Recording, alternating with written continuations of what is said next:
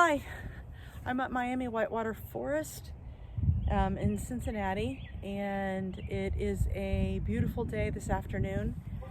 It was cold this morning, as it been every morning, but it is actually pretty today. I'm standing here and you can see that Ohio has all of their picnic areas and stuff blocked off so that people can't use them. Still in lockdown. This is end of week 5. I am less freaked out by the reality of the disease. If you remember, my first vlog during this time was at a graveyard. I was made fun of for that, but I was very freaked out just about the consequences of the disease. I was fearful of getting it, which I hadn't been up until that point. I was fearful of the reality of what happens when thousands and thousands, if not millions of people die. It was freaky. I've gone from that to loneliness, to depression, to back to okay, to a new normal, to enjoying teaching, to hating teaching, back to enjoying it. I am, like the rest of the country, weary of the shutdown. Fortunately, we did hear this past week of a 3-phase plan to open the country back up.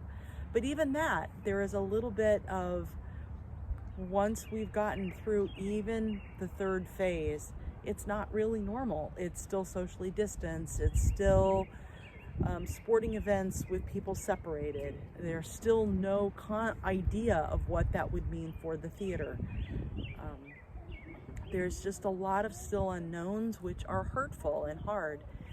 This idea of Zoom meetings and FaceTime calls and church services online has actually been really good.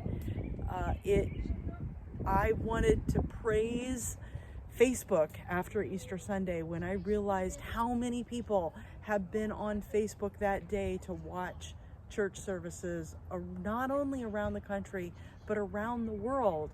My friends in Australia, my friends in England, all of their church services were online. What would we have done if it weren't for Facebook Live and YouTube Live and all of our ways of technology to do this, making life bearable? But I praise God that I have a job, I'm getting paid, I have a little bit of money in the bank, I'm not worried about my bills, and so many people are.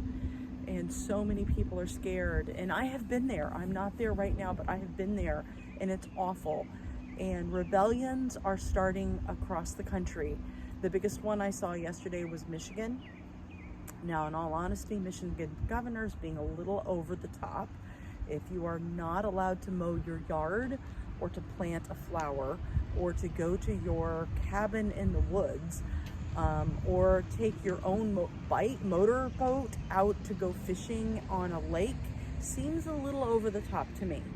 Just me. I think people should be able to do things that are not hurting anyone, even if it's not fair that everybody can't do it.